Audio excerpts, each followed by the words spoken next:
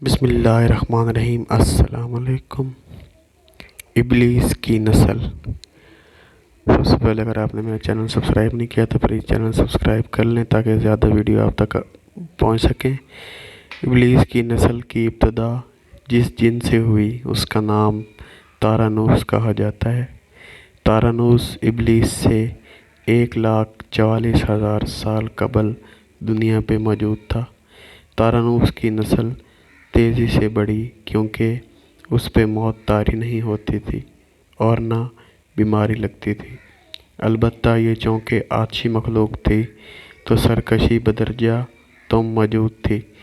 اس جنوں کی نسل کو پہلی موت فرشتوں کے ہاتھوں پیدائش کے 36,000 سال بعد آئی، جس کی وجہ سے سرکشی تھی۔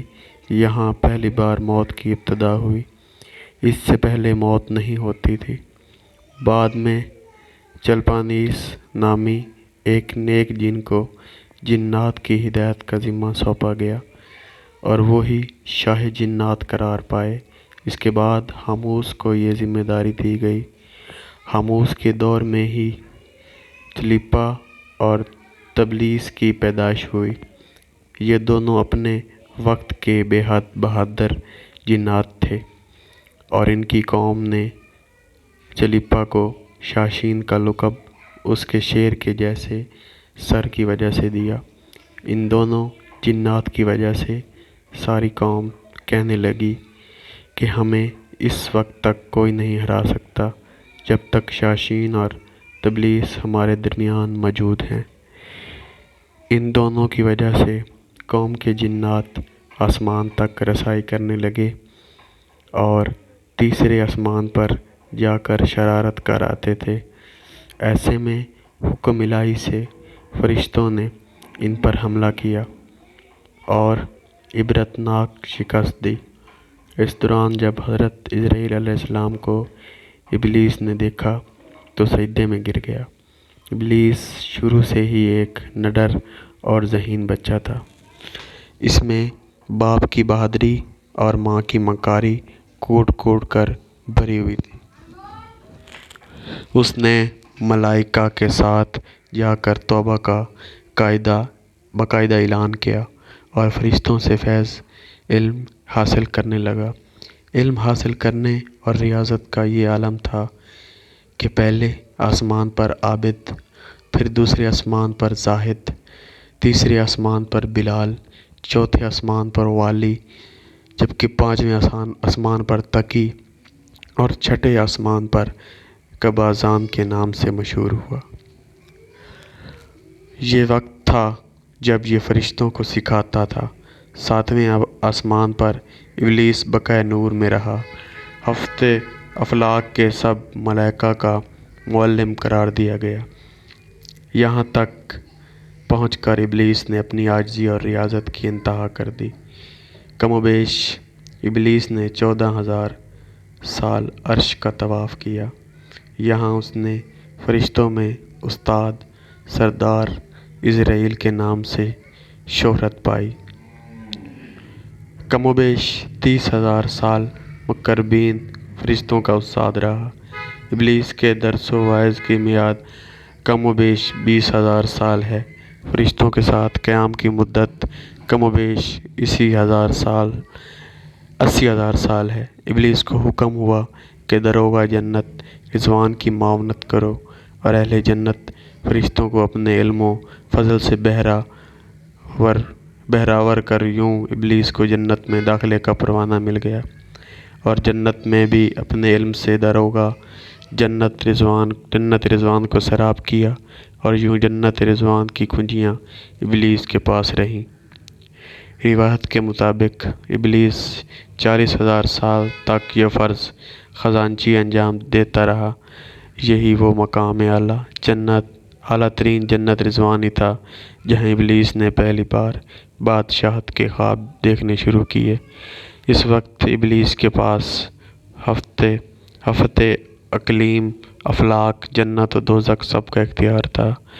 اس نے چپے چپے پہ سجدے کیے تھے، مگر یہاں پہ ابلیس عاجزی سے پہلی بار پٹکا اور خود کو بادشاہ بنانے اور رب بن جانے کے خواب دیکھنا شروع کیے۔ کئی ملائکہ کے سامنے ربوبیت کی بابت بات بھی کی، مگر ملائکہ کے انکار کے سبب چپ ہو گیا اور یوں نظام چلتا رہا، مگر اس سب سے اللہ تعالیٰ کی ذات بے خبر نہ تھی۔ پھر آدم علیہ السلام کی تخلیق کا مرحلہ آیا، جیسے قرآن مجید میں واقعات بیان ہوئے ہیں۔ ابلیس آدم علیہ السلام کو جزو مرحلہ وار مختلف اقسام کی مٹی سے تخلیق ہوتے دیکھتا رہا اور چپ رہا، مگر جیسے ہی اسے یہ معلوم ہوا کہ یہ آدم علیہ السلام اللہ تعالیٰ کا نائب ہے، تو اس نے واویلا کیا، عبادات اور اطاعت کا واسطہ دیا، پھر طنز کیا کہ مجھ جتنی عبادت کس کی ہے، اور آدم علیہ السلام کو سجدہ کرنے سے انکاری ہوا۔ تب اللہ تعالیٰ نے کہا، نکل جا شیطان مردود۔ لعنتی قرار پانے کے بعد ابلیس نے اپنی عبادات اور ریاضت کا رب کریم سے عوض مانگا، جس پر اللہ تعالیٰ نے ابلیس کو ایک وقت معلوم تک مہلت فراہم کی، جس پر ابلیس نے اولاد آدم کو صراط مستقیم سے بھٹکا کر اپنا پیروکار بنانے کا دعویٰ کیا، جس پر رب الکریم نے فرمایا، جو متقی اور پرہیزگار ہوں گے تو ان کو گمراہ نہیں کر پائے گا۔ ابلیس کے اس لعنتی کام میں اس کے 5 ساتھی ہیں۔ نمبر 1، اس کے اختیار میں ایک مصیبتوں کا کاروبار ہے، جس میں لوگ ہائے وویلا کرتے ہیں، گریبان پھاڑتے ہیں، منہ پر تماچے مارتے ہیں اور جاہلیت کے نعرے بھی لگاتے ہیں۔ نمبر 2، یہ لوگوں کو بدی کا مرتکب کرتا ہے اور بدی کو لوگوں پہ اچھا اور پسندیدہ کر کے دکھاتا ہے۔ نمبر 3، یہ کذبے، جھوٹ اور دروغ پہ مامور ہے، جسے لوگ کان لگا کر سنیں۔ یہ انسانوں کی شکل اپنا کر ان سے ملتا ہے اور انہیں فساد برپا کرنے کی جھوٹی خبریں سناتا ہے۔ نمبر 4، طاسم، یہ آدمی کے ساتھ گھر میں داخل ہوتا ہے اور گھر والوں کے عیب دکھاتا ہے اور آدمی کو گھر والوں پہ غضب ناک کرتا ہے۔ نمبر 5، سکنیور، یہ بازاروں کا موتار ہے، بازاروں میں آ کر بددیانتی کے جھنڈے گاڑتا ہے، بازاروں میں برائیاں اور فحاشی پر ورگلاتا ہے۔ ابلیس کا آدم کو سجدے سے انکار کا جذبہ حسد تھا کہ جس نے اسے مجبور کیا کہ میری جگہ آدم خاک کو کیوں ملی۔ یہ اس کا جذبہ تکبر اور غرور تھا کہ میں اعلیٰ ہوں، اور ایک سجدے کے انکار کی بات نہیں تھی، بات اطاعت سے سرکشی کی تھی اور شرک کی تھی۔ ابلیس نے دل میں خود کو رب مان لیا تھا۔ اسی شرک عظیم کی بدولت ابلیس تا قیامت رسوا اور لعنتی ٹھہرا اور اولاد آدم کو پھٹکانے کے لیے آزاد قرار پایا۔ حاصل نتیجہ یہ ٹھہرا کہ رب الکریم کو انسان کی عبادت، عاجزی و علم و دانش سے کچھ غرض نہیں ہے۔ رب کریم صرف دیکھتا ہے کہ دل میں اطاعت و فرما برداری کتنی ہے۔ اسی بنیاد پہ تقویٰ اور پرہیزگاری کے درجے قرار پاتے ہیں۔ دوستو، امید ہے آپ کو آج کی سٹوری اچھی لگی ہوگی۔ پلیز ایسی مزید سٹوری سننے کے لیے بخاری ٹاک چینل اس کو سبسکرائب کریں۔ انشاءاللہ آپ کے ساتھ نئی سٹوری کے ساتھ دوبارہ حاضر ہوں گا۔ پلیز ویڈیو کے لاسٹ میں کمنٹ لازمی کیجیے گا، آپ کی رائے چاہتا ہوں۔